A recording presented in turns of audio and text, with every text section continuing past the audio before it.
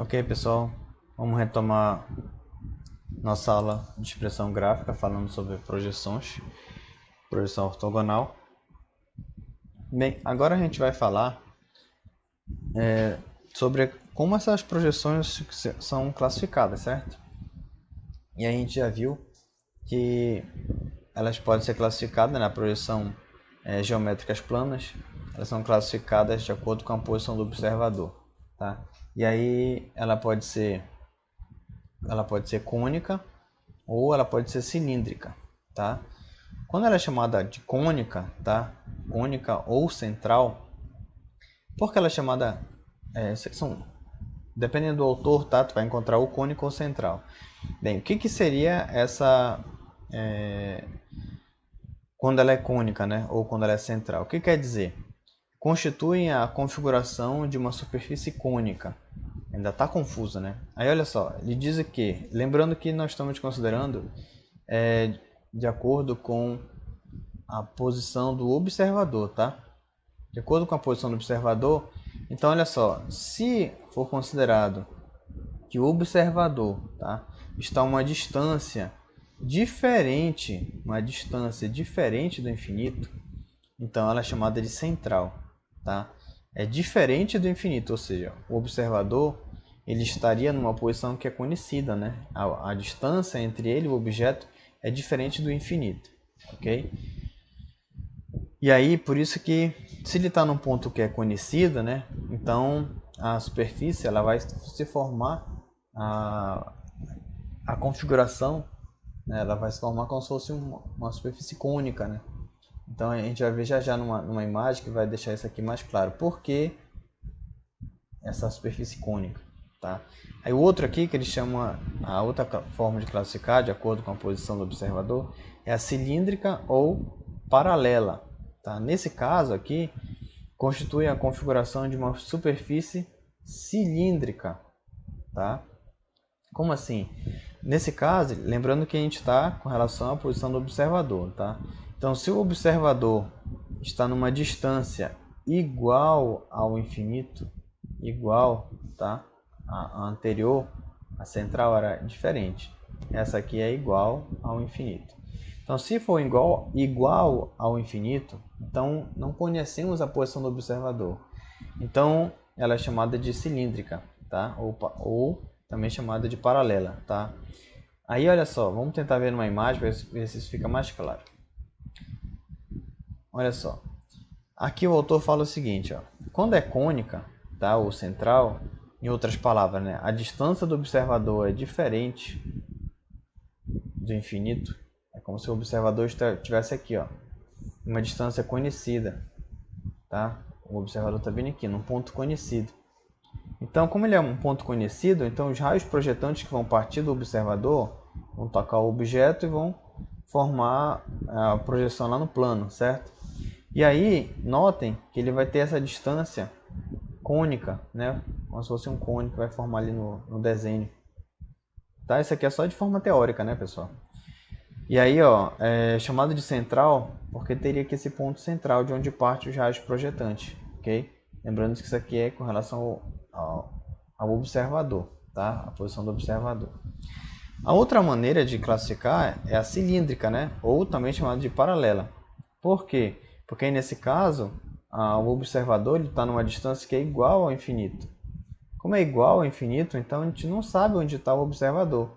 Ele está em algum lugar aqui no infinito. Tá? Então, como a gente não sabe de onde está esse observador, então os raios projetantes que vão partir dele, ó, lembra daquela teoria da matemática, né, que os raios, duas linhas nunca se tocam no infinito. Então esses caras aqui, ó, saem lá do infinito e vêm aqui paralelos.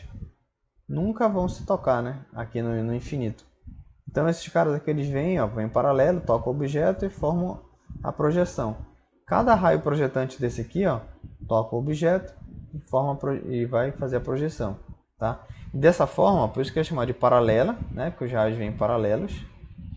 E aí eles chamam de cilíndrico porque ele já não tem mais, diferente do anterior, ó, tem um ponto central para dar essa forma de cone, né? Então, como se fosse um cilíndrico, tá? Ele não tem, é um ponto central, né? tá? Então, de forma geral, fica mais fácil entender na imagem, né? Ele é chamado de paralela porque os raios projetantes eles vêm paralelos. E o outro, ó, é chamado de central porque o raio projetante parte de um ponto central. Tudo bem? Questão de prova, né? Classificação das projeções geométricas planas, tá? Bem, agora com relação à posição do objeto. A projeção paralela ou cilíndrica, tá bom? Essa é a primeira. Segunda, projeção ortogonal, aí eu dou um destaque para esse carinha aqui, projeção ortogonal. Projeção oblíqua e projeção central ou cônica. Por que eu destaquei esse aqui? Porque esse aqui que a gente vai começar a estudar a partir de agora, tá? E aí, lembrando que a gente estava falando anteriormente, que o autor disse que isso aqui é ângulo, né? Isso aqui representa um ângulo de 90 graus, não é isso? Esse seria o ângulo reto, né? Então, esse cara aqui é um ângulo reto. Isso aqui significa ângulo, né? Então, ângulo reto. Então, agora a gente vai começar a estudar as projeções ortogonais, essas projeções que formam um ângulo reto. Vamos lá. Começando aqui, ó, representação em múltiplas vistas. Como que nós vamos, como fazer as projeções no plano? Como que a gente vai fazer projeções em um plano? A gente já estudou um pouco lá da teoria do Gaspar Monge, então a gente já tem uma noção de como a gente vai fazer, né? A gente vai relembrar aqui lembra lá dos conceitos de Épora, né? Aí vamos que o gato de Bottas está contando aquela história pra gente. Era uma vez, once upon a time, um ponto P, né? Esse ponto P ele vai ser projetado ele vai ser representado em um plano A. Tá aqui, ó, foi representado aqui. E aí quando ele tocar esse plano A, ele vai formar com o plano A um ângulo de 90 graus, certo? Bem aqui, ele vai formar um ângulo de 90 graus com esse plano, né? E aí ele vai dar origem a esse ponto P, né? Então, quando ele vai ser projetado aqui no plano, quando ele tocar o plano A, ele vai gerar o ponto P1, né? E esse carinha aqui, quando ele toca o plano, ele dá origem a esse ângulo de 90 graus, né?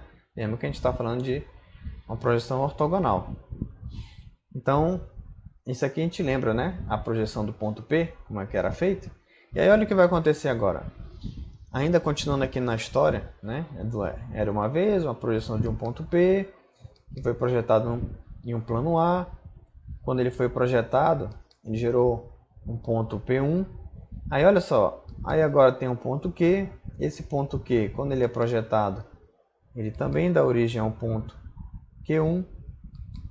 Aí tem um ponto S, que quando ele é projetado no mesmo plano A, ele vai dar origem ao ponto S1. E o ponto R, que vai dar origem ao ponto R1. Aí olha só, se eu fizer a projeção de cada ponto que está aqui nesse intervalo de reta, eu vou ter lá embaixo também o mesmo intervalo de reta, né? Aqui eu tenho o intervalo SP, aqui embaixo eu tenho o S1, P1. Então, esse mesmo, nesse caso aqui é um retângulo, né?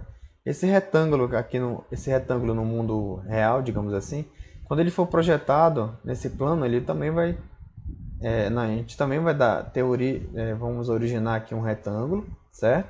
Só que aqui vai ser a projeção, a representação desse retângulo daqui do mundo real, né? Dessa forma a gente vai conseguir fazer a representação de qualquer objeto em um plano bidimensional. Beleza, feito, já que a gente já lembrou, né? Apenas em um plano é suficiente projetar um objeto? O que vocês acham? Vamos pensar nessa resposta aqui e aí a gente volta a tratar desse assunto no próximo vídeo. Será que dá para representar um objeto com apenas um plano? No próximo vídeo a gente continua.